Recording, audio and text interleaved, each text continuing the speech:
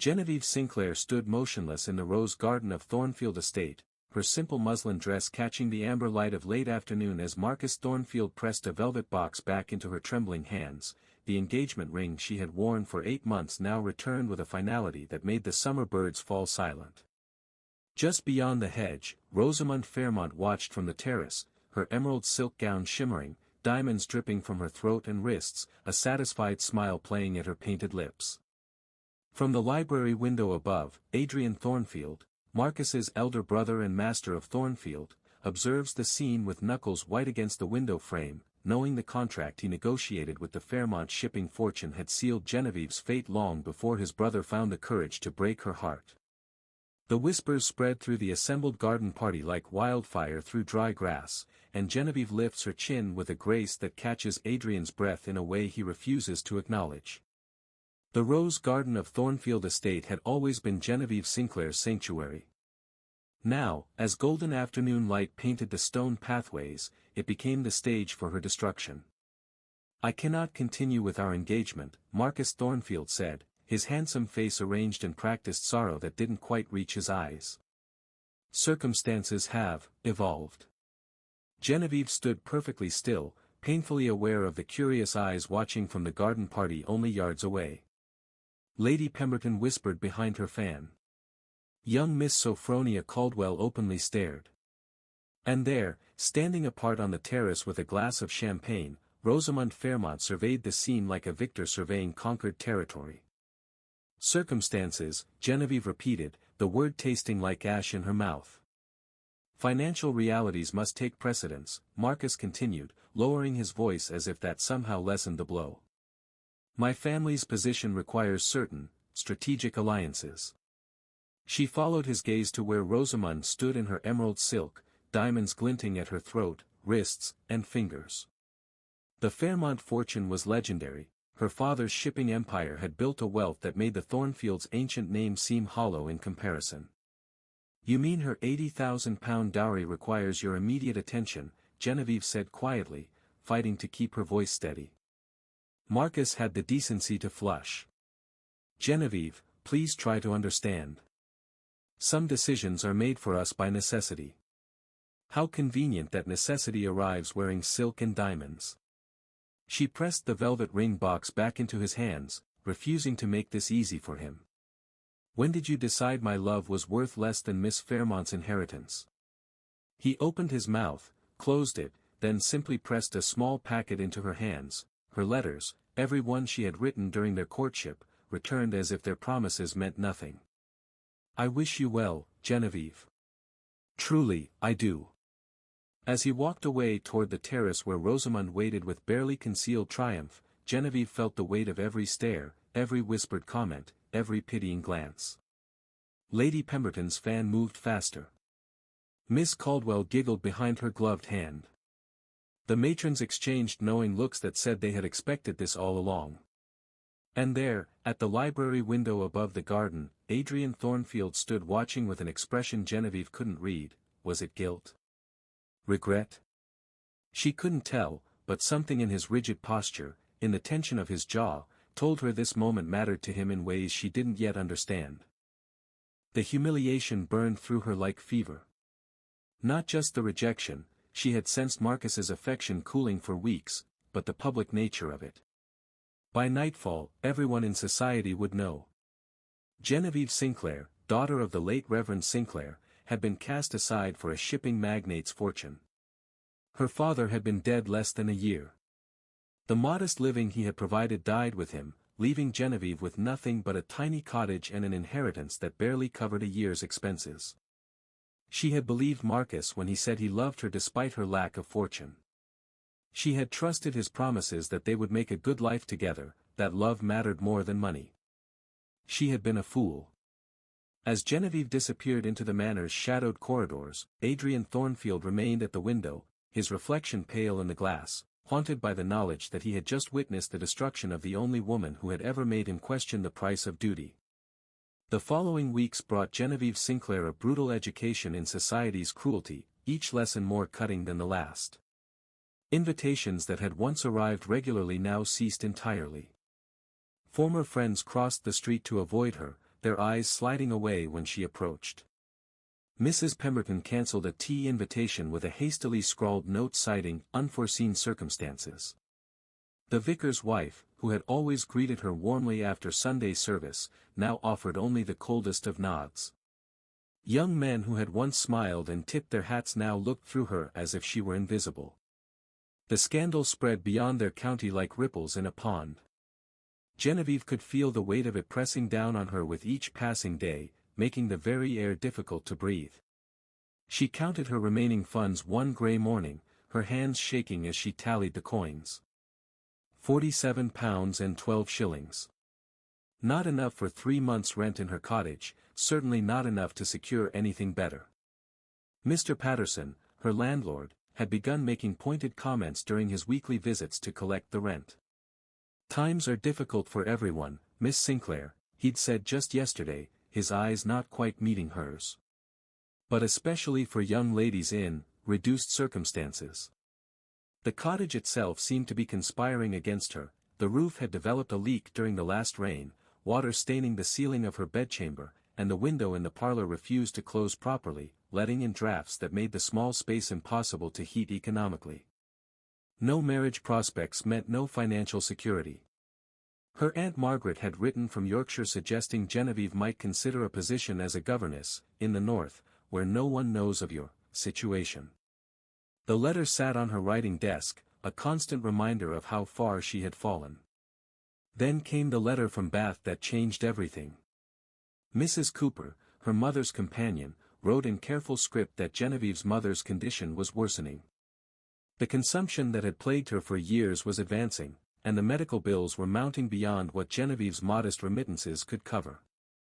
"I hesitate to burden you with this," Mrs. Cooper had written, "but the doctors say another month, perhaps 2, if she receives proper care. Without it." Genevieve pressed the letter to her chest, tears burning behind her eyes. She had promised her dying father she would care for her mother. It was the last coherent thing he'd said before the fever took him. Now she stood to break that promise, not from lack of love, but from simple, brutal poverty. Mr. Patterson called again that afternoon. His uncomfortable shifting told Genevieve everything before he spoke. "Being publicly discarded makes people uncomfortable, Miss Sinclair," he said, turning his hat in his hands. "They wonder what defect of character caused such treatment. I've had complaints from my other tenants. Perhaps you might be more comfortable elsewhere." The cruelty of it struck her breathless. She had done nothing wrong, yet society punished her as if the fault were hers. That evening, as she sat alone in the growing darkness, she couldn't afford to light more than one candle now. Genevieve felt the full weight of her isolation. The social fabric that had once supported her had been cut away, leaving her to fall. The morning newspaper arrived with her tea the next day, a luxury she would soon have to surrender. As she unfolded it mechanically, an advertisement caught her eye, the words seeming to leap from the page: "Companion sought for elderly lady of quality. Must be well-bred, educated, discreet. References required. Generous compensation, £35 per annum with room and board. Apply to Mrs. Beatrice Thornfield, Thornfield Estate." Genevieve's teacup clattered against its saucer. Thornfield Estate. The same family. Surely not the same household where her heart had been broken in the rose garden. But how many Thornfields could there be? Her stomach clenched with recognition and dread. The amount was generous, £35 would cover her mother's care and keep her cottage. It was more than she had dared hope for. But Thornfield Estate meant encountering Marcus regularly. It meant seeing Rosamund. It meant serving in the very house where she had once expected to be mistress. That night, Genevieve sat at her small writing desk, a blank letter before her, her father's pen trembling in her hand. She could write to apply for the position and return to the very house where her heart had been broken. Or she could refuse, and watch her mother die for lack of funds. Pride, she discovered, was a luxury she could no longer afford. The irony was not lost on Genevieve as the hired coach rolled through Thornfield's gates 3 days later. She was returning to the scene of her humiliation, not as a guest or prospective bride, but as a paid employee. The familiar tree-lined drive seemed both unchanged and utterly transformed, each landmark a knife twist of memory. There was the oak where Marcus had first kissed her. There was the pond where they had walked on summer evenings. All of it now behind an invisible wall, separated from her by the chasm of her new circumstances. The butler, Mr. Graves, showed her not to the main parlor but to a small receiving room off the servants' corridor. The distinction was not lost on her.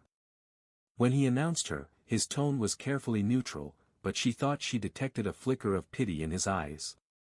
"Miss Sinclair, madam." Mrs. Beatrice Thornfield sat by the window, her silver hair perfectly arranged, her posture upright despite her years. When she looked up, Genevieve saw intelligence and something else, shrewdness, perhaps, or calculation. "Miss Sinclair. This is unexpected." Genevieve straightened her spine, calling on every ounce of dignity she possessed. "I was unaware the position was in your household, Mrs. Thornfield. I shall withdraw my application immediately." "Wait." The single word stopped Genevieve mid-curtsy. Mrs. Thornfield studied her with eyes that seemed to see straight through polite facades. "You need employment, I presume?" There was no point in dissembling. "Yes, ma'am." "Desperately." "I see." Mrs. Thornfield tapped her fingers on the armrest of her chair. "I need a companion who can read French literature without mangling the pronunciation, play passable pianoforte, and endure tedious social obligations without complaint. Your circumstances are reduced, I understand." The bluntness of it stung, but Genevieve forced herself to meet the older woman's gaze. "Significantly, ma'am." "My son's behavior was deplorable," Mrs. Thornfield said, her voice cool but not unkind. "The manner of it, at least. Public humiliation serves no purpose but cruelty." She paused, letting the words settle between them. "We leave for the country tomorrow. The London season has ended, and I prefer Thornfield Estate to the city. The position pays £35 per annum with room and board. Can you set aside personal feelings for professional obligation?" Genevieve swallowed her pride, tasting its bitterness. "I can, ma'am. I must." "Very well. Be ready at 9 tomorrow." Mrs. Thornfield turned back to her book, then added without looking up, "My elder son, Adrian, manages the estate. He is currently in residence. I mention this so you will not be surprised." The tall, serious brother. The one who had watched her humiliation with those piercing eyes from the library window. "Thank you for the warning, ma'am." Mrs. Thornfield's approval came in the form of a slight nod. "You have more strength than most in your position, Miss Sinclair. I suspect you will need it." Genevieve arrived the next morning with her small trunk containing everything she owned in the world. The housekeeper, Mrs. Davies, a kind-faced woman in her 50s, met her at the servants' entrance. Not the grand front door through which Genevieve had once entered as a guest, but the plain side door used by those who worked for their living. "Your room is in the east wing, near Mrs. Thornfield's chambers," Mrs. Davies explained as they climbed the narrow back stairs. "Not with the other servants, on account of your being a companion. It's a peculiar position, neither family nor staff, but you'll find your way." The room was small but pleasant, with a window overlooking the kitchen gardens. Genevieve set her trunk down and looked around at the simple furnishings, a narrow bed, a washstand, a small writing desk. She had once stayed in the blue guest chamber on the second floor, with its four-poster bed and view of the rose garden. The contrast was almost unbearable. As she unpacked her few possessions, memories flooded back unbidden. Walking these very corridors with Marcus, his hand warm on her arm. Laughing in the music room while he turned pages for her at the pianoforte. Standing in the portrait gallery while he told her stories about his ancestors, promising she would one day join them. Each memory now felt like touching a wound still too fresh to heal. Her duties, Mrs. Davies explained, would be straightforward. Read to Mrs. Thornfield each morning, preferably French novels which the older woman favored. Accompany her on short walks when weather permitted. Manage her correspondence, which was extensive. Provide quiet company during long evenings. Attend her at social gatherings as needed. Mrs. Thornfield is particular but not demanding, Mrs. Davies said. Meet her expectations, and you'll do well enough. On her second day, Genevieve was returning from the library with a stack of books for Mrs. Thornfield when Adrian Thornfield emerged from his study. They both stopped abruptly in the corridor, caught in an unexpected moment of proximity. He was taller than she remembered, broader in the shoulders, with darker features than his brother. Where Marcus had been all easy charm and golden good looks, Adrian possessed a gravity that seemed to anchor the very air around him. Miss Sinclair, he said, inclining his head with careful formality. My mother mentioned you had joined the household. Genevieve curtsied, clutching the books against her chest like a shield. Mr. Thornfield. His eyes were the same blue as Marcus's, she noticed, but without the dancing light that had so charmed her. Instead, they held a steady intensity that made her feel strangely exposed, as if he could see past her carefully maintained composure to the hurt she carried beneath. I trust you are comfortable. Yes, thank you, Mr. Thornfield. The words came out more stiffly than she intended. He seemed about to say more, his jaw working as if he were testing words before speaking them. Then he simply nodded and continued down the corridor, his footsteps echoing on the polished floor. Genevieve released a breath she hadn't realized she was holding, her heart beating harder than such a brief encounter warranted.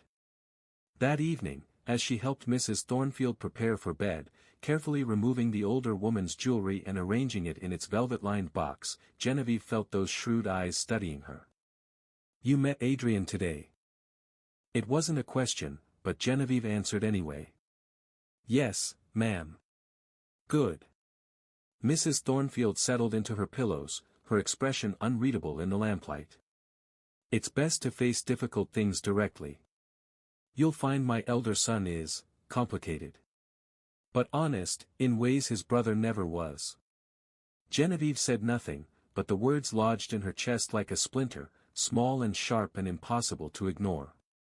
Genevieve adapted to her new role with a grace born of necessity, learning to navigate the impossible position of serving in the household where she had once expected to be mistress. Her days took on a rhythm that was both comforting and quietly devastating. Mornings found her in Mrs. Thornfield's sitting room, reading aloud from French novels. Madame de Staël was a particular favorite. Her voice would fill the sun-warmed space as Mrs. Thornfield worked at her embroidery, occasionally correcting Genevieve's pronunciation with the precision of someone who had lived in Paris during her youth. Afternoons brought walks in the gardens, and these were perhaps the most difficult. Every path held memories. The south lawn where Marcus had taught her croquet. The fountain where he'd once kissed her hand and promised her the world. The rose garden itself, which Genevieve avoided entirely, taking circuitous routes that added 20 minutes to their strolls rather than pass through it.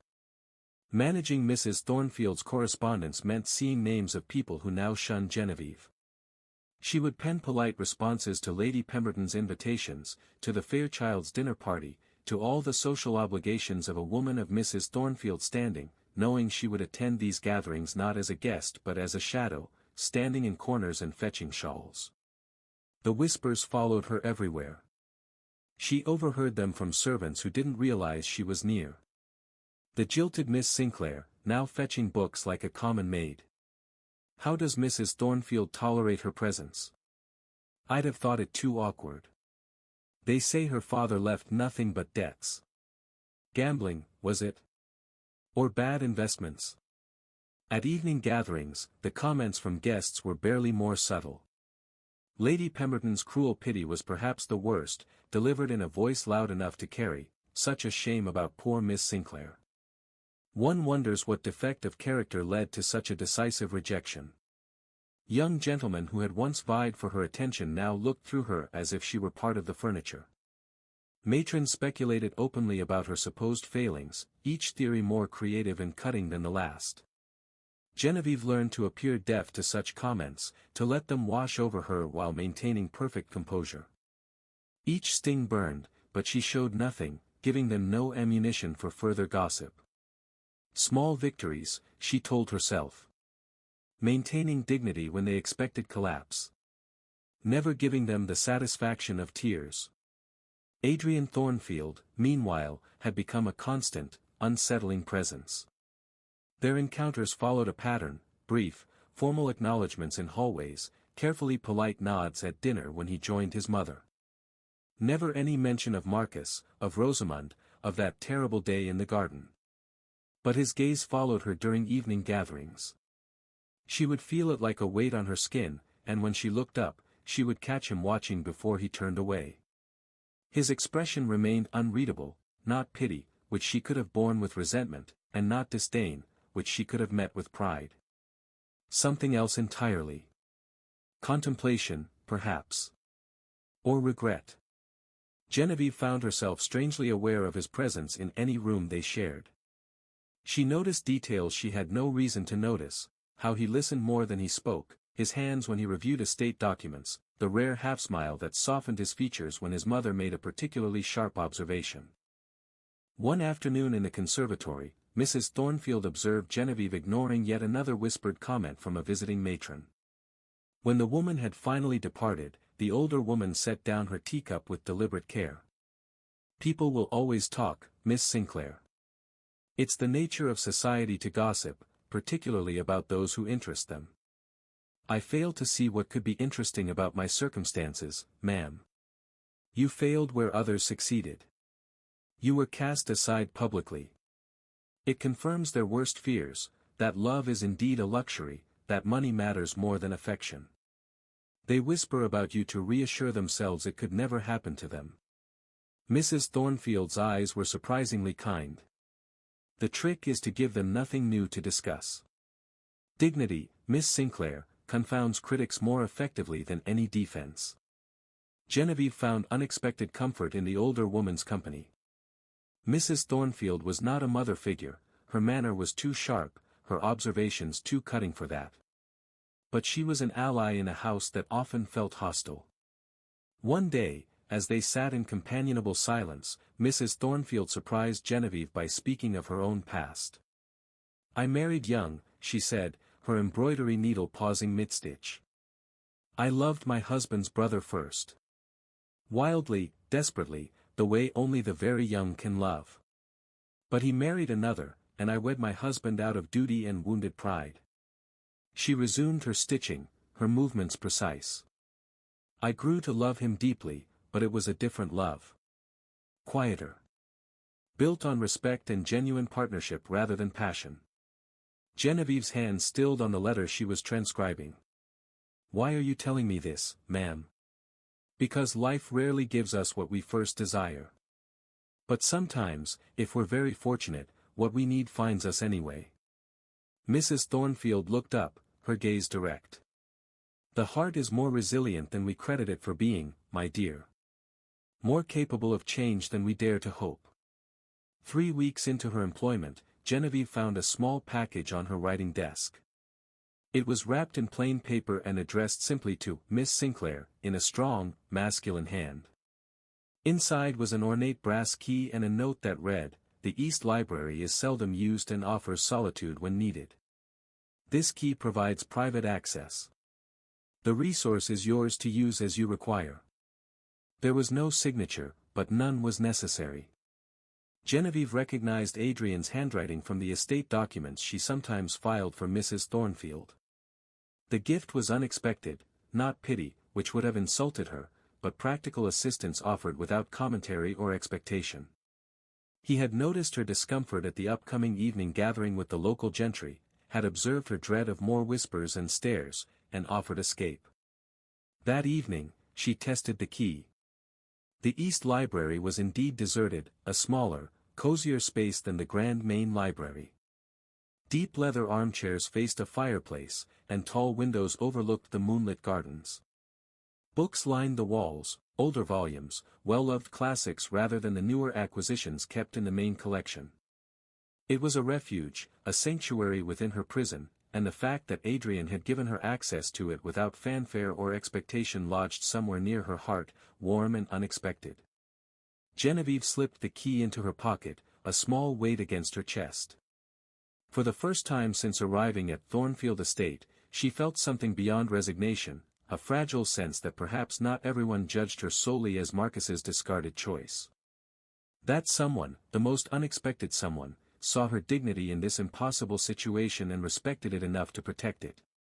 The illusion of peace shattered on a Tuesday morning when Mrs. Thornfield announced that Marcus and his fiancée would be arriving that afternoon for a fortnight's visit to finalize wedding arrangements. Genevieve's teacup rattled against its saucer before she could steady her hand, the only outward sign of the turmoil churning in her chest. Adrian was present at breakfast, seated at the head of the table with the morning newspaper folded beside his plate. His eyes found Genevieve's across the table, and she saw something flicker there, concern, perhaps, or guilt. "Miss Sinclair," he said quietly, his voice cutting through his mother's continued commentary about room preparations, "should you wish to adjust your duties during their visit, arrangements can be made." The offer was kindly meant, but it stung Genevieve's pride like salt in a wound. She set her teacup down with careful precision, her spine straightening. "That won't be necessary, Mr. Thornfield.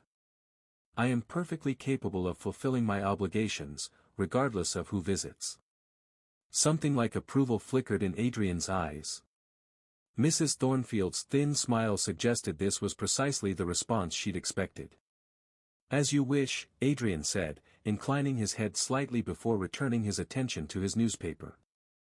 The afternoon brought carriages, trunks, servants, and commotion. Genevieve helped Mrs. Thornfield in her chambers, ostensibly to assist with correspondence but really to avoid being present for the arrival.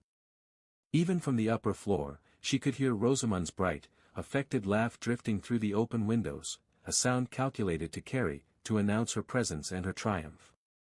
Marcus's familiar voice gave orders to the servants, his tone possessing the easy authority of someone who had never truly struggled. Mrs. Octavia Fairmont, Rosamund's widowed aunt and chaperone, arrived with them, a sharp-eyed woman in her 50s whose reputation for protecting her niece's interests was legendary. Genevieve would have to navigate not just Rosamund's jealousy but her aunt's watchful suspicion. "You must attend dinner," Mrs. Thornfield said as Genevieve helped her dress that evening. "I know it will be difficult, but hiding would only confirm their whispers that you remain heartbroken." Genevieve dressed in her best gown, though best was a relative term. The lavender muslin was 3 seasons old, the hem let down once already, the fabric faded from too many washings.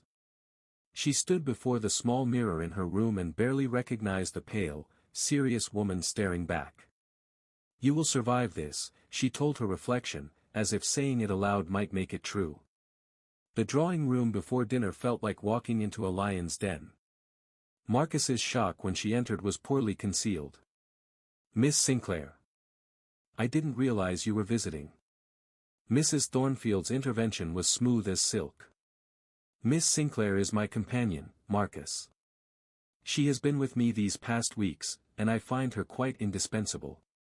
Rosamund's perfectly shaped eyebrows arched, her expression a masterpiece of affected surprise.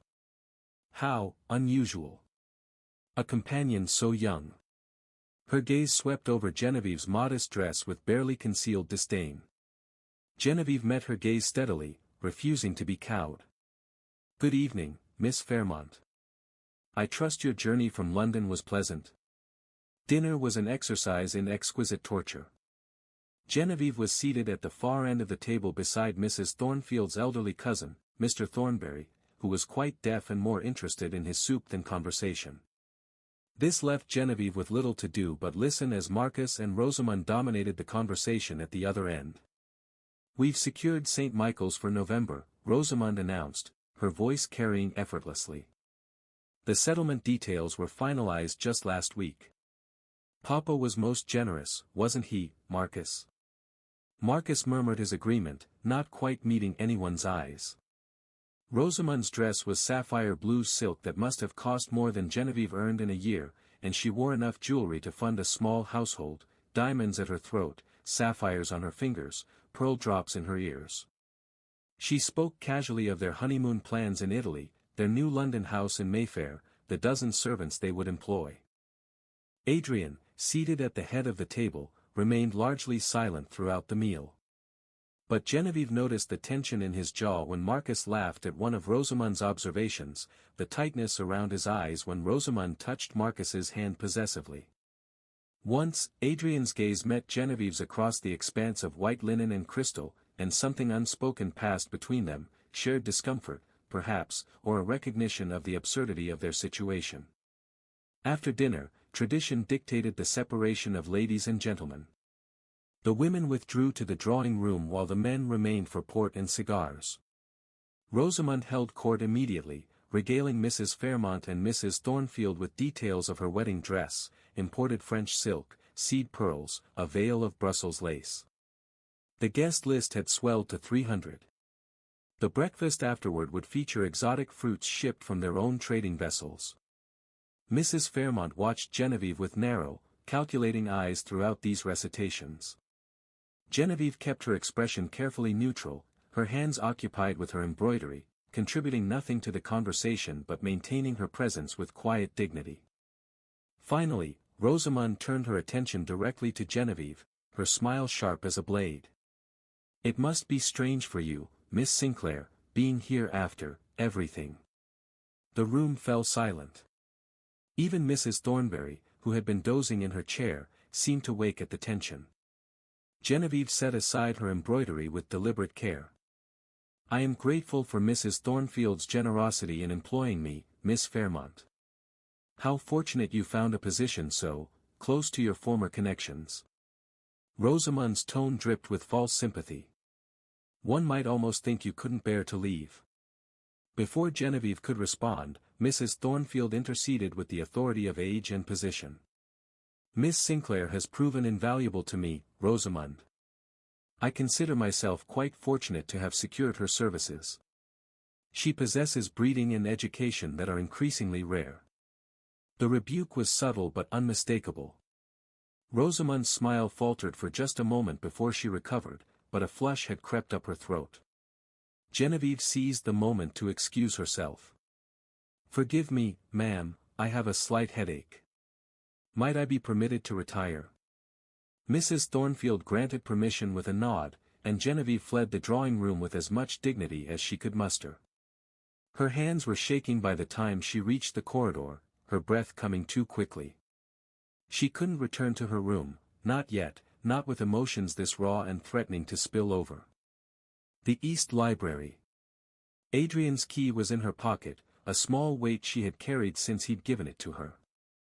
She used it now, slipping into the darkened room and lighting a single candle with trembling fingers. The familiar space embraced her like a haven. Genevieve collapsed into one of the deep armchairs and allowed herself a moment of weakness, though even now the tears wouldn't come. She had cried herself dry weeks ago. Perhaps 30 minutes passed.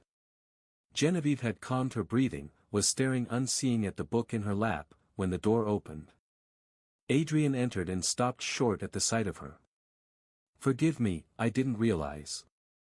Genevieve rose quickly, setting her book aside. "No, please. This is your house, Mr. Thornfield. I'll leave you in peace. Stay." The word came out abrupt, almost a command, and he seemed to realize it. His voice softened. "Please. I merely sought some quiet myself. I didn't expect, that is, I hoped you might have come here." Awkward silence fell as he moved to the bookshelf, selecting a volume without really examining its spine. Genevieve resumed her seat, acutely aware that they were alone together for the first time since she'd arrived at Thornfield Estate. Her heart beat harder than such a simple encounter warranted. Adrian didn't open his book. He stood by the window, his reflection ghost pale in the darkened glass, and Genevieve could see the tension in his shoulders, the set of his jaw.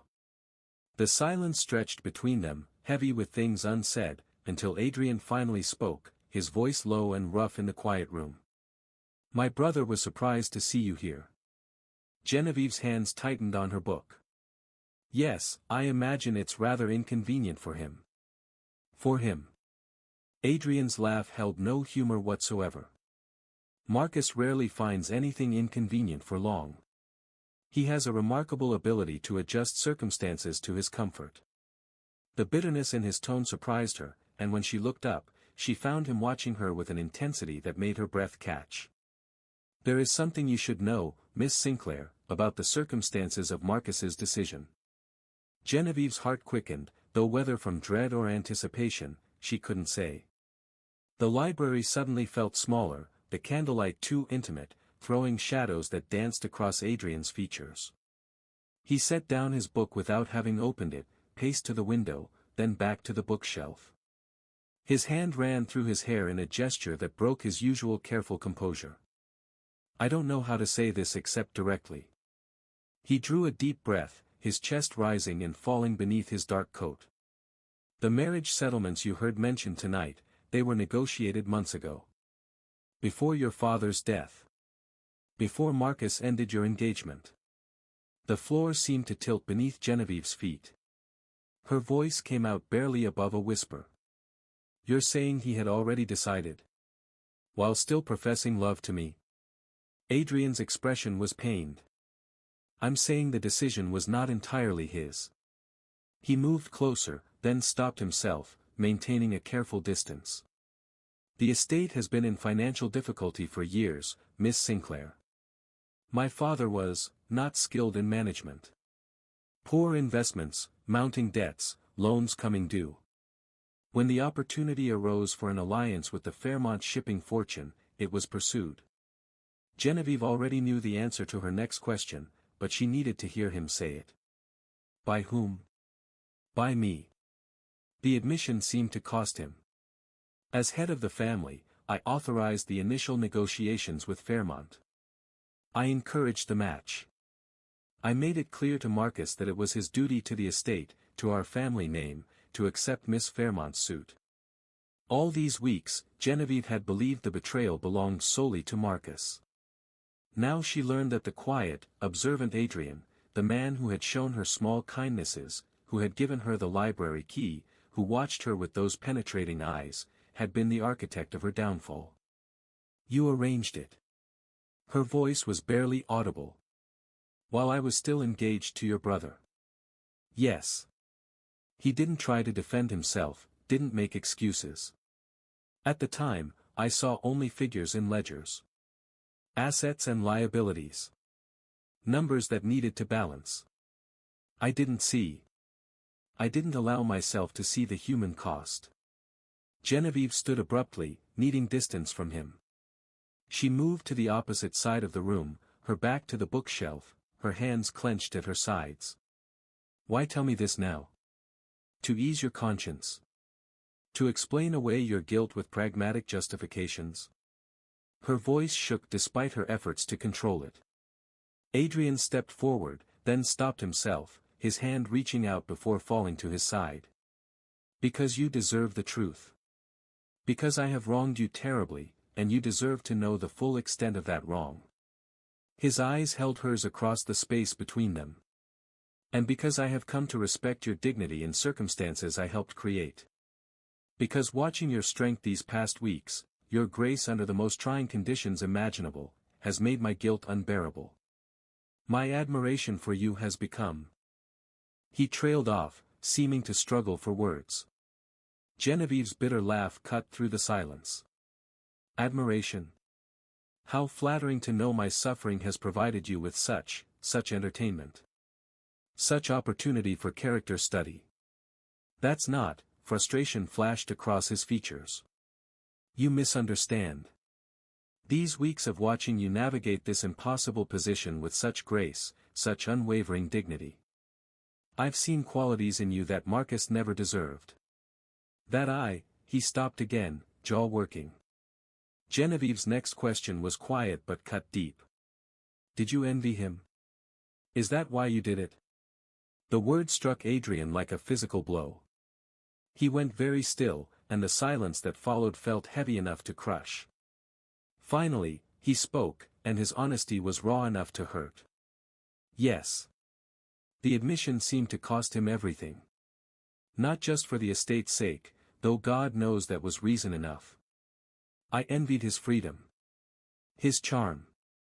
His ability to win affection so easily, to make people love him without even trying." Adrian's voice dropped lower. While I've always been the responsible one. The dutiful heir. The man who does what's necessary, no matter the personal cost. I've spent my entire life in service to duty, watching Marcus collect friends and admirers as easily as other men collect debts. He moved closer, though he maintained careful distance still. When I saw how you looked at him, with such openness, such trust, such complete faith, I felt something I'm not proud of. No one has ever looked at me that way. No one has ever. He shook his head. So yes, part of me wanted to take something from him. Wanted him to understand what it felt like to sacrifice for duty. It was childish and petty and cruel. I told myself it was purely financial. That I was making a hard but necessary choice for the family. But there was something else beneath it. Resentment. Jealousy. The ugliest parts of brotherhood. His eyes met hers, and Genevieve saw genuine anguish there. I cannot undo what's been done. But I wanted you to know that I recognize my culpability. That I deeply regret the pain I caused you. Genevieve studied him, truly looked at him, for perhaps the first time. Not as Marcus's stern older brother. Not as the man who had facilitated her downfall. But as someone struggling with his own regrets, carrying his own wounds, trying to find some path toward redemption if such a thing were even possible. Her voice, when she finally spoke, was softer than before. We are all more than our worst decisions, Mr. Thornfield. Even you. Even me. Something shifted in the air between them. Not forgiveness, it was too soon for that, the wound too fresh. But understanding, perhaps. A recognition of shared humanity, of the complexity that existed beneath the surface of every choice.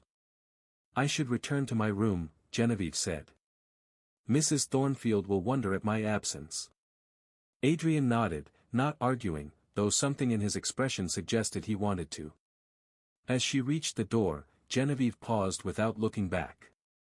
Thank you for your honesty, Mr. Thornfield. And for the library key. It has been a sanctuary. Alone in the library after she left, Adrian sank into the chair Genevieve had vacated. He could still smell the faint lavender scent she wore, could see the impression her form had left in the leather.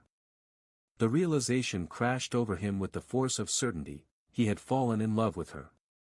Not the distant admiration he told himself it was. Not respect or guilt transformed into something else. Real, profound, impossible love. For the woman whose life he had helped destroy. For his brother's former fiancée. For someone who had every reason to despise him. The irony was bitter as wormwood. He had sacrificed her happiness for duty, for the estate, for family honor. And in doing so, he had lost any chance at his own happiness. She was so far above his reach now, despite all their differences in station, that he might as well have been reaching for the stars. Genevieve lay awake that night in her small room, reassembling her understanding of the past months like pieces of a shattered mirror. The betrayal now had two faces, Marcus's handsome, careless countenance, and Adrian's grave, remorseful one. Strangely, it was the latter that troubled her more deeply. Because somewhere in the space between resentment and understanding, between anger and compassion, she had begun to value Adrian's good opinion. To notice the way his rare smile transformed his features. To feel a flutter in her chest when his gaze found hers across a room. And that realization frightened her more than anything else that had happened since that terrible day in the rose garden. The days following Adrian's confession were strained, charged with an awareness that made every encounter feel weighted with significance. Genevieve avoided the East Library now, the intimacy of that space felt dangerous, the memory of shared confidences too raw. Adrian seemed equally determined to minimize their interactions, and when they did meet in hallways or at dinner, their exchanges were brief and excruciatingly formal. His gaze held a new weariness when it found hers, as if he expected her rightful anger to manifest at any moment and was steeling himself for the blow. Genevieve found herself caught between conflicting emotions, the anger she knew she should feel, and something else entirely, something she refused to examine too closely. Rosamond Fairmont, meanwhile, grew increasingly possessive of Marcus, watching Catherine with eyes that narrowed at every perceived slight. One afternoon, Genevieve was arranging flowers in the drawing room when Rosamond entered. The other ladies had retired to rest before dinner, leaving them unexpectedly alone. "Marcus tells me you were childhood acquaintances," Rosamond remarked, her tone light but her eyes calculating. She moved closer, fingering the diamond necklace at her throat, a casual gesture meant to draw attention to the wealth she wore so carelessly. Genevieve kept her voice neutral. "We grew up in neighboring parishes, Miss Fairmont. Our families were acquainted. How fortunate you found a position here at Thornfield Estate." Rosamond's smile didn't reach her eyes. "Almost as if you never left." One might wonder at such persistence. The implication hung in the air between them. Genevieve met Rosamond's gaze steadily. "I assure you, Miss Fairmont, my position as Mrs. Thornfield's companion is quite different from being a guest. I am employed here, nothing more." "Is it?" Rosamond laughed softly, the sound like breaking glass. "How curious. Marcus seems confused on that point. He speaks of you often, you know. Mentions your shared memories. The walks you used to take. How you laughed together." Genevieve's hand stilled on the roses she'd been arranging. "I'm sure he's merely being kind." "Kindness." Rosamond's voice dropped to a near whisper. "Is that what you call your private meetings in the conservatory?" Genevieve's head snapped up.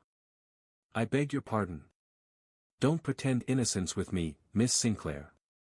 You were seen yesterday, alone with my fiancé. The gardener's boy reported it to Mrs. Fairmont." Rosamond's expression was triumphant now, the mask of civility slipping. "Thomas admitted it when confronted. How it must pain you, to be so near and yet so reduced.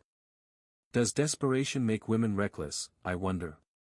"That's impossible," Genevieve said, her voice steady despite the racing of her heart.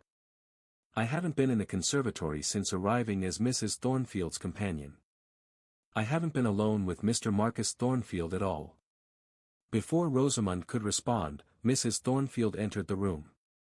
The conversation ended abruptly, but the damage was done. By evening, Rosamond had spread her suspicions to her aunt, Mrs. Fairmont, who whispered to the housekeeper, who told the maids. The whispers resumed with renewed vigor. Genevieve was pursuing Marcus, unable to let go, making a spectacle of herself in her desperation. After dinner, Mrs. Thornfield summoned Genevieve to her private sitting room. The older woman's face was grave as Genevieve entered. "There are rumors concerning you and my younger son." Genevieve's cheeks burned with humiliation. "They are entirely false, ma'am. I have not met privately with Mr. Marcus since coming into your employ. I have barely spoken to him beyond the most basic civilities." Mrs. Thornfield studied Genevieve's face for a long moment. "I believe you, my dear. But perception often matters more than truth in these matters. Miss Fairmont has a vested interest in painting you as a threat, whether real or imagined. A woman of her insecurities often sees rivals where none exist. What would you have me do, ma'am? For now, be vigilant. Avoid any situation that could be misinterpreted, however innocent." Mrs. Thornfield's expression softened slightly. "I do not wish to lose a competent companion over nonsense. But neither can I have discord in my household. The position is delicate." The impossible nature of Genevieve's situation pressed down on her. She was the victim of lies, yet she was the one who must guard herself, must walk more carefully, must prove her innocence again and again. The next morning, Genevieve was crossing the entrance hall when Marcus emerged from the breakfast room. "Miss Sinclair, might I have a moment?" She paused reluctantly, every instinct telling her to flee. "Mr. Thornfield. I must apologize for Rosamond's behavior," he said, his discomfort evident in the way he couldn't quite meet her eyes. "She's imagined some ridiculous scenario. I've tried to explain, but she's—" Genevieve interrupted, her voice cold. "Which you apparently confirmed, Mr. Thornfield. Why would you tell her we met in the conservatory? Marcus flushed, his handsome features arranging themselves into an expression of embarrassed contrition. I may have, that is, I implied we'd spoken briefly when she asked where I'd been. I was late returning from the village, you see, and I needed an explanation. I didn't expect her to react so dramatically to such a small thing. Your dishonesty has placed my position in jeopardy, Genevieve said, her controlled fury making her voice shake slightly. Please, in future, leave me out of your domestic deceptions. I want nothing to do with you or your complicated relationship with your fiancé. She turned to leave and nearly collided with Adrian, who had entered the hall silently behind them.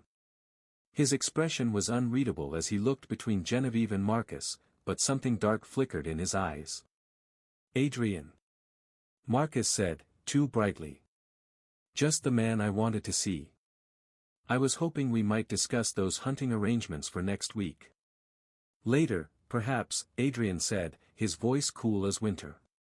To Genevieve, Miss Sinclair, my mother is asking for you. Genevieve escaped gratefully, but the incident only fueled the household whispers. She could feel the weight of speculation following her through the corridors, the servants' eyes tracking her movements, the guests' barely concealed curiosity. That evening brought a small dinner party. Genevieve felt every glance, interpreted every whispered comment as judgment. She was helping serve the second course when Rosamund, reaching for her wine glass, somehow knocked it directly onto Genevieve's skirt. The deep red liquid spread across the lavender muslin like blood. Oh, how clumsy of me! Rosamund exclaimed, her expression a masterpiece of false concern while her eyes gleamed with satisfaction. I'm so terribly sorry, Miss Sinclair. You must go change immediately. Genevieve had no choice but to leave the table, the wine stain spreading and her cheeks burning with humiliation. In the corridor outside the dining room, she fought tears of frustration, not sadness, but pure, helpless anger at the injustice of it all. She nearly walked directly into Adrian, who had apparently followed her out. Miss Sinclair, are you well? Perfectly well, Mr. Thornfield, she replied stiffly, acutely aware of the wine stain spreading across her dress, of her disheveled state, of how utterly defeated she must appear. He studied her face with those penetrating eyes that seemed to see too much. No, you're not. None of this is fair to you. You've done nothing wrong, yet you bear the consequences of others' dishonesty and cruelty. Genevieve's bitter laugh escaped before she could stop it. Life rarely is fair, Mr. Thornfield. Surely you've learned that by now. His jaw tightened with sudden resolve, a decision forming behind his eyes. Perhaps not. But sometimes we can correct its course. Sometimes we can protect those who deserve protecting.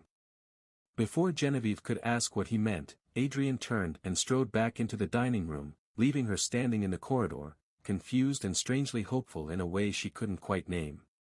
The following morning, Genevieve was summoned to Mrs. Thornfield's chambers to find the elderly woman already dressed for travel, her maid Betsy efficiently packing a small trunk. Ah, Miss Sinclair. Good. We are leaving for Bramblewood Cottage within the hour. Genevieve blinked in surprise. Bramblewood, ma'am. My dower house, about 12 miles east. Smaller than Thornfield Estate, but peaceful. Mrs. Thornfield gave Genevieve a meaningful look. The country air will benefit my health, and provide respite from certain tensions that have made this house rather unbearable of late. Adrian suggested it last night after your unfortunate incident at dinner. I find I agree with his assessment completely. Genevieve's heart lifted despite herself. Escape. Distance from Rosamund's cruelty and Marcus's weakness. Room to breathe. Pack only what you need for a few weeks, my dear, Mrs. Thornfield continued. The rest can be sent later if we decide to extend our stay. We depart at 10 o'clock, and I've already sent word to have the cottage prepared. Bramblewood Cottage proved to be a charming stone house nestled in a valley some 12 miles from Thornfield Estate, smaller than the main estate but warmed by late summer sun and blessedly far from prying eyes. The 2-hour journey in Mrs. Thornfield's comfortable carriage had been peaceful, with Adrian riding alongside on his black gelding. Marcus and Rosamund had been informed of the departure only moments before the carriages were loaded, leaving no time for objections or uncomfortable farewells. The cottage itself was lovely, ivy-covered stone walls, a small but well-tended rose garden, windows that caught the afternoon light and seemed to hold it. "I spent my early married years here," Mrs. Thornfield explained as they stood in the entrance hall, "before my husband inherited the title and we removed to the manor.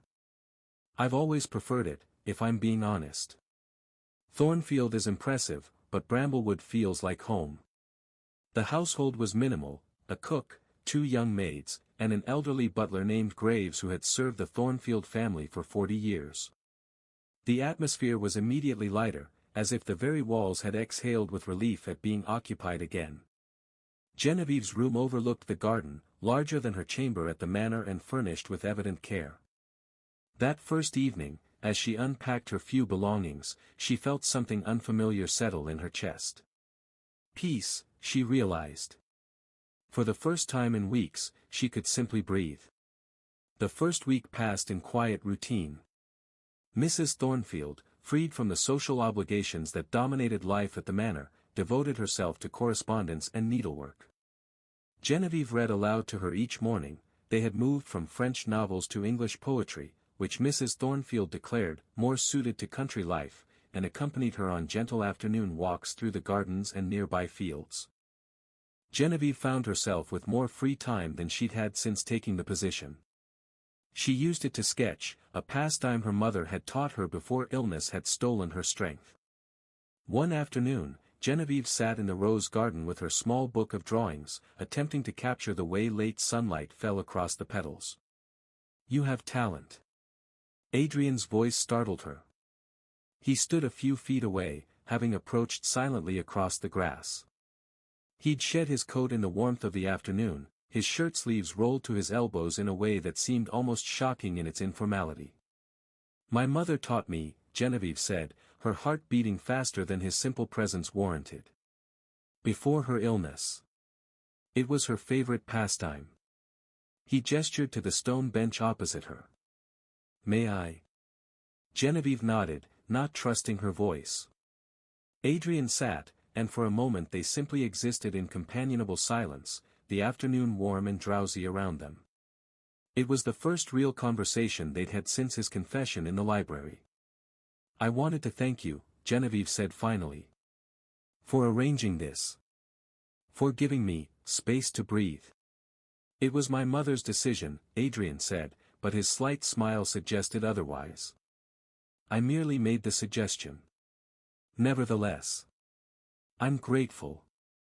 They began, tentatively, to talk more freely. About books and art. About the estate and its management. Adrian spoke passionately about new agricultural techniques he wanted to implement, about improving conditions for the tenant farmers.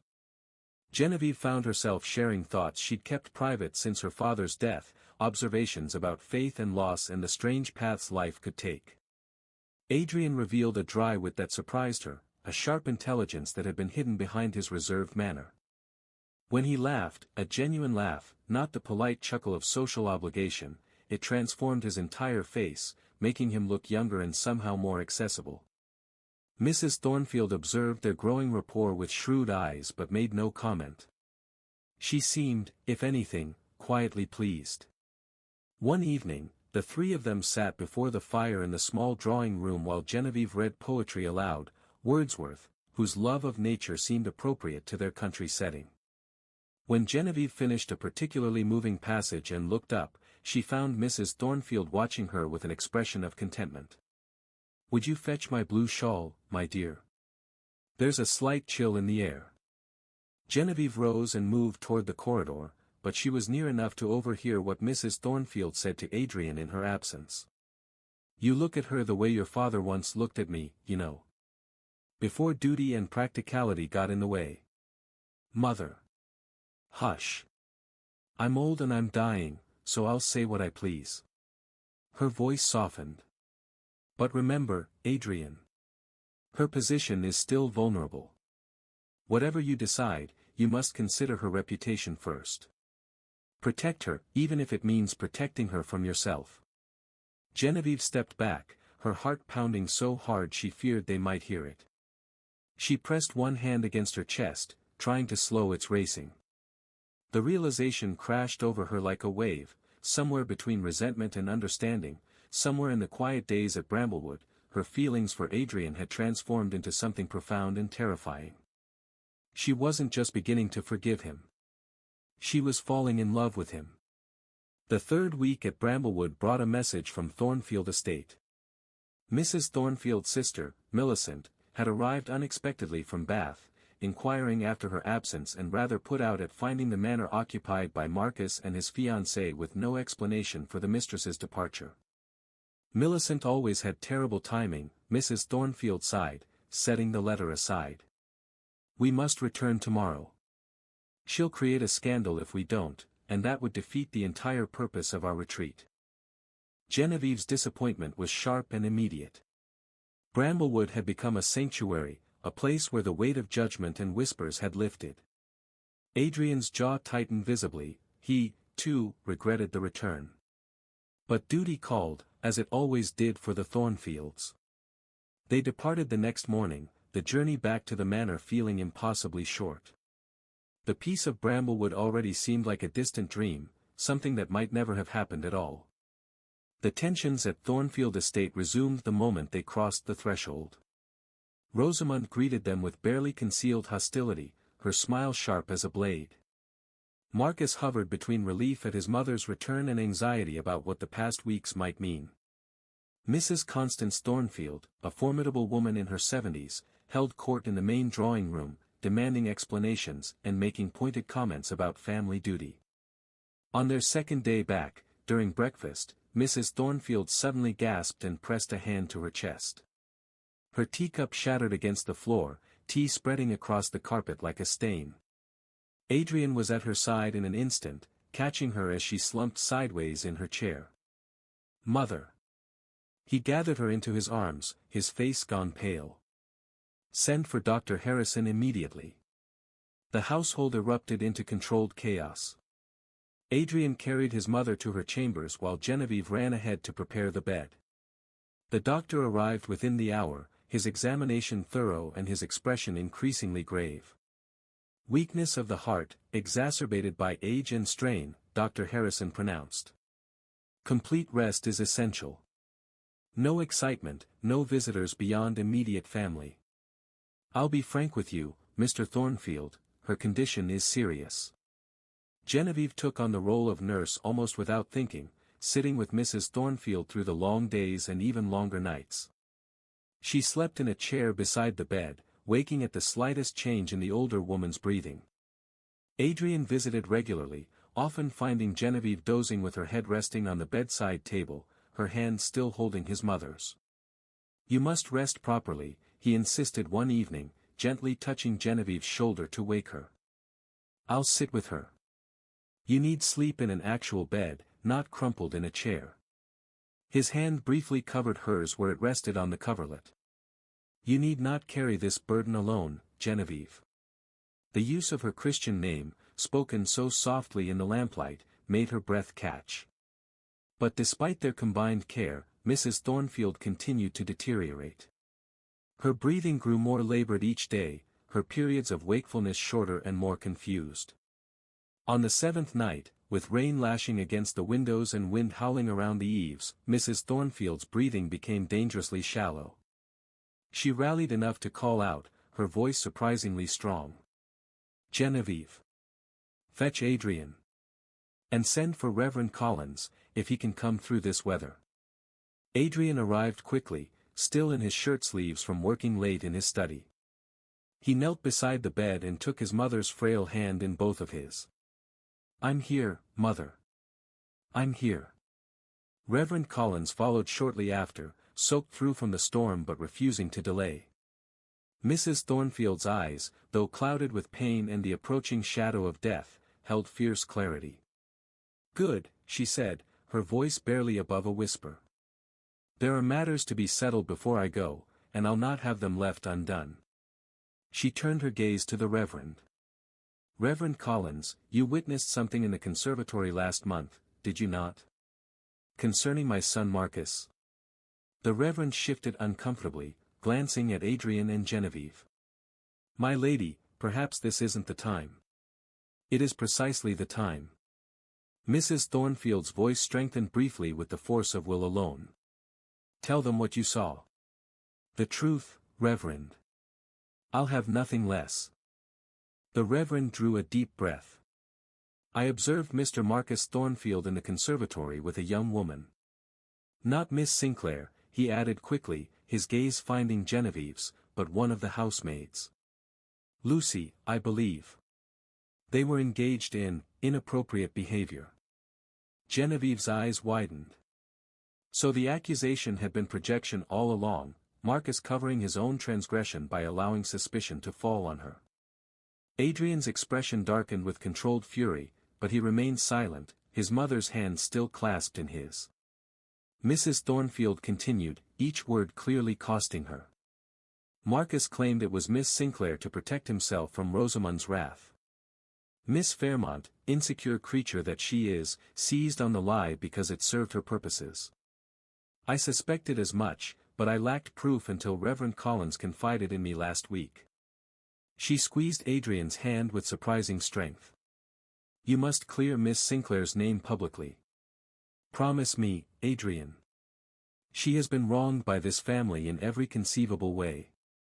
Promise me you'll set it right. I will, Mother, Adrian said, his voice rough with emotion. I promise. Good. Mrs. Thornfield's breathing became more labored, each word an effort now. And the marriage settlements. Tell her everything. All of it. Adrian's head bowed. I already have. Mrs. Thornfield's eyes found Genevieve's in the lamplight. Good. Then you both understand what must be done. What should have been done from the beginning. Her gaze moved between them, knowing and sad.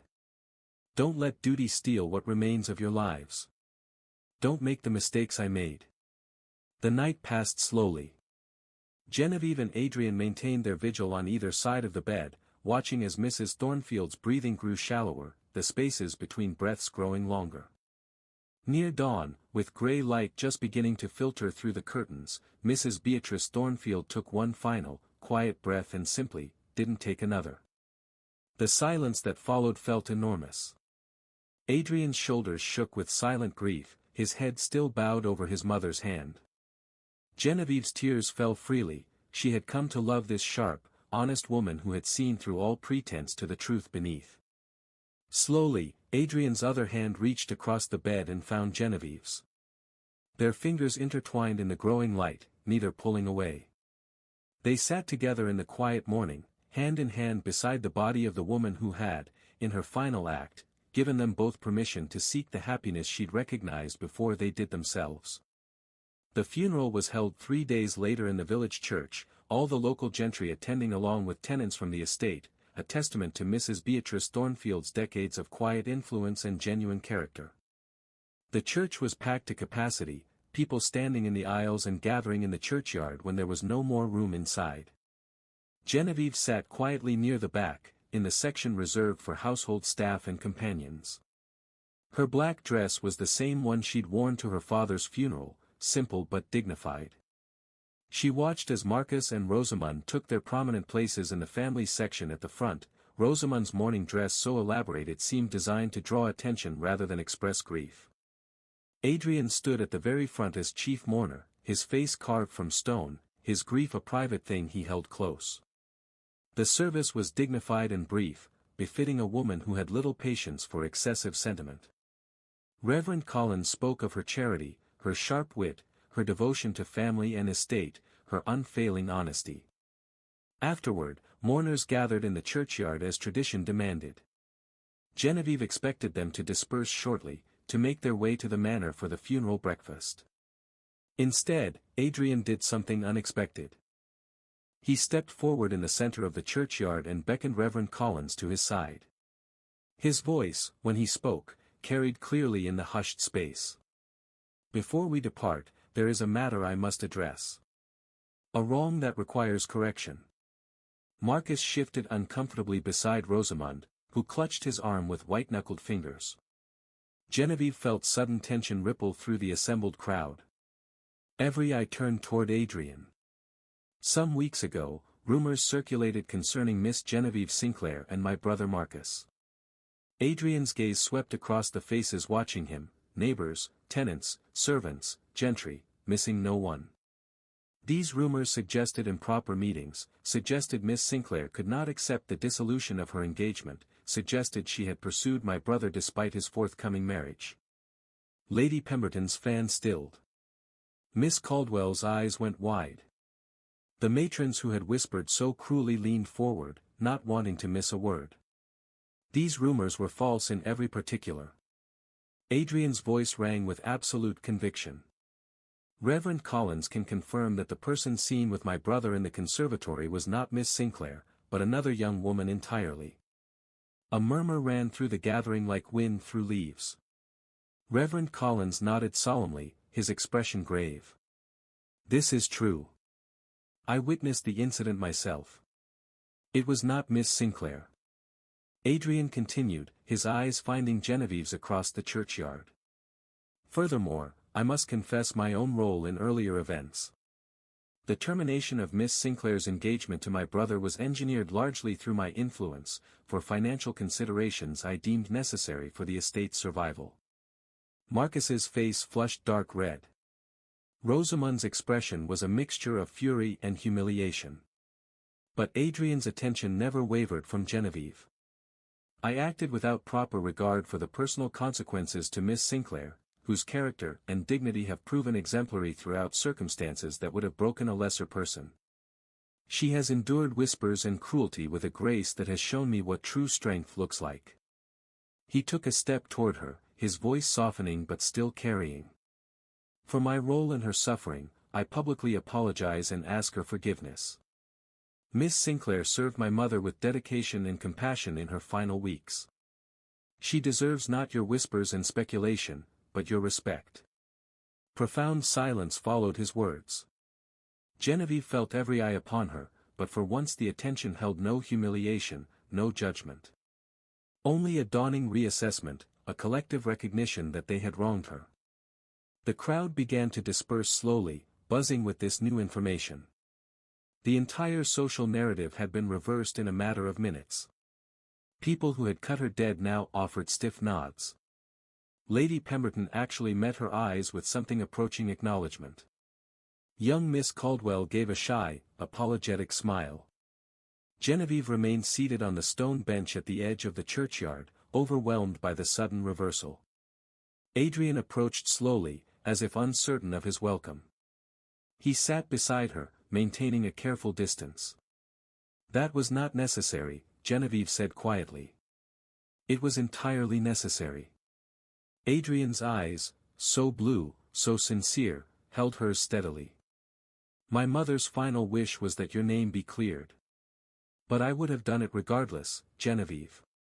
You deserved the truth spoken publicly, deserved your character defended by the very person who helped destroy it. Why? The question escaped before Genevieve could stop it. Why go so far? Why risk your own reputation to clear mine? Adrian was quiet for a moment, and when he spoke, his voice held a vulnerability that made Genevieve's breath catch. Because in these months of watching you endure what I helped create, I have come to admire you more than any woman of my acquaintance. Because your dignity in adversity has shown me what genuine courage looks like. What integrity means. He drew a breath, his next words coming even softer. And because, against all reason and propriety, I have grown to love you, Genevieve Sinclair. Completely and irrevocably. The confession, stated so simply in the quiet churchyard with mourners still milling about in the distance, left Genevieve speechless. Her heart hammered against her ribs. I make no presumptions, Adrian continued quickly. I know my actions cost you dearly. I know I have no right to even speak of such feelings. But I needed you to know the truth, of the past, and of my heart. Genevieve looked at this complicated man beside her. Proud yet humble enough to confess his wrongs publicly. Reserved yet passionate in his principles. He had made terrible mistakes, but unlike his brother, he owned them completely. Somewhere between resentment and understanding, between Thornfield Estate and Bramblewood, her own heart had transformed as well. "Truth is a rare gift, Mr. Thornfield," she said softly. "Perhaps we might discover where it leads us." His smile, rare and genuine and transforming, warmed her more than any elaborate declaration could have. "I would like that very much, Miss Sinclair. More than I can adequately express." Autumn painted the countryside in gold and amber, transforming Thornfield's grounds into something from a painting. Genevieve walked the familiar paths 6 months after Mrs. Thornfield's funeral, marveling at how much had changed in so short a time. 6 months of gradual healing, of whispers fading into acceptance, of new understandings taking root. Marcus and Rosamond had married quietly in London, their grand St. Michael's wedding scaled back significantly after the revelations at the funeral. They resided primarily at the Fairmont estate in Hampshire now, visiting Thornfield only on rare occasions that remained awkward for everyone involved. Rosamond's pride had been wounded by the truth of Marcus's behavior, but the marriage settlements had been signed, and neither family wished to endure the scandal of a broken engagement. Genevieve had remained at Thornfield, though her role had shifted. Mrs. Thornfield's sister, Miss Genevieve Thornfield, for whom Genevieve Sinclair had been named, had taken up residence in the dower house at Bramblewood. She was an independent, sharp-witted woman in her 70s who needed minimal assistance, making Genevieve's position as companion largely a formality that provided respectability and security. More importantly, it allowed Genevieve to remain near Adrian. Their relationship had evolved slowly, carefully, with an awareness of propriety that was perhaps excessive but necessary given their complicated history. Walks in the gardens. Conversations in the library. Occasional drives to neighboring estates. Nothing that could revive old gossip, nothing that could compromise Genevieve's hard-won respectability. But in those shared moments, something profound had grown between them. A connection based on mutual respect and shared understanding. A love that had weathered truth and emerged stronger for it. Genevieve reached the center of the rose garden, the place where her humiliation had occurred, where Marcus had returned her ring and her letters with such careless cruelty. She had avoided this spot for months, but today she had come deliberately. Adrian waited there as she'd known he would be, standing in dappled afternoon light, the setting sun catching his profile. "You're punctual as always," he said, smiling as she approached. He offered his arm in a gesture that had become familiar and dear. Genevieve took it, feeling the solid warmth of him through his coat. "A habit from my days as companion. Though I believe your aunt considers me more friend than employee these days." "And what do you consider yourself?" Adrian asked as they began to walk slowly beneath the rose bushes, now mostly bare in late autumn. "I'm not entirely certain anymore," Genevieve admitted. "So much has changed. I scarcely recognize the woman I was 6 months ago." They walked in companionable silence, past the spot where Thomas had stood, where Rosamond had watched in triumph. Those painful associations had faded with each passing month, the memories losing their sharp edges. "I brought you here deliberately," Adrian said, stopping at the garden center. "To this place." Genevieve turned to face him. "I thought you might have. This place held your worst memory of my family. Of me." He reached into his pocket and withdrew a small velvet box. "I thought perhaps it was time to replace that memory with something better. To transform this space from a site of pain into something else entirely." Genevieve's breath caught as he opened the box. Inside was a ring, a single pearl surrounded by small diamonds, clearly old, clearly precious. "This was my grandmother's," Adrian said, his voice steady but his eyes betraying nervousness. "My mother left it to me with very specific instructions. She said it should go to the woman I choose to marry, not as part of any arrangement or settlement, not for duty or family advantage, but out of love alone." He took Genevieve's hand in his free one. "When you first came to Thornfield as my mother's companion, I saw only my own guilt reflected in your presence. A constant reminder of my failures. But as I came to know you, your strength, your kindness, your unshakable dignity in the face of cruelty, that changed entirely. Adrian's eyes held hers with an intensity that made the world narrow to just the two of them. I love you, Genevieve Sinclair. Not from guilt or obligation or any desire to atone for past wrongs, though God knows I have wrongs aplenty to atone for. I love you because you have shown me what real courage looks like. What integrity means. What it is to face the worst life can offer and refuse to be diminished by it. He lifted the ring from its box. Will you do me the honor of becoming my wife? Will you let me spend the rest of my life trying to be worthy of you? Standing where her dreams had once shattered, Genevieve felt the perfect symmetry of life's unexpected turns. The brother who had facilitated her downfall now offered her not just restoration of her place in society, but a future built on mutual respect and genuine affection.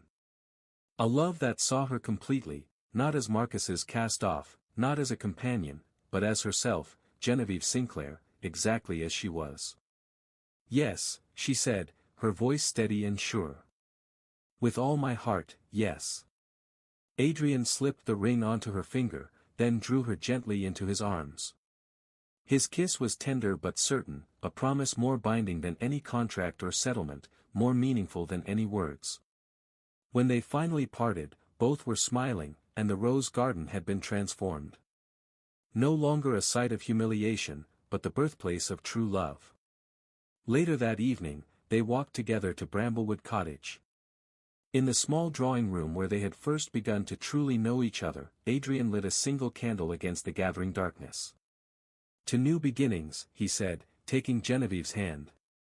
And to truth, Genevieve added, however difficult the path to finding it. They sat together on the settee, Genevieve's head resting against Adrian's shoulder, his arms secure around her. The comfortable silence of deep understanding settled over them like a blessing. Genevieve reflected that the past, with all its pain and betrayal, would always be part of her story. But it was no longer the whole of it.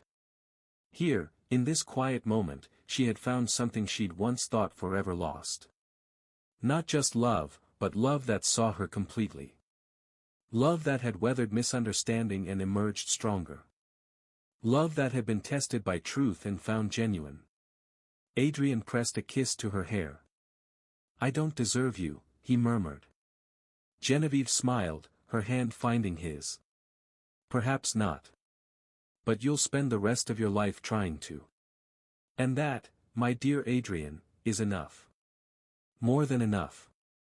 The candle burned low, casting their shadows against the wall, two figures becoming one in the flickering light. Outside, the first stars appeared in the darkening sky, bearing witness to a love born from ruin, tested by truth, and ultimately triumphant. Genevieve had walked through fire and emerged not merely unscathed, but transformed. And in Adrian's arms, she understood at last that sometimes the greatest loves are not the ones we seek, but the ones we discover in the ashes of our broken dreams.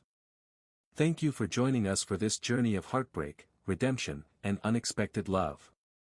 If this story touched your heart, please subscribe to Victorian Love Tales for more stories of romance, resilience, and the transformative power of true love.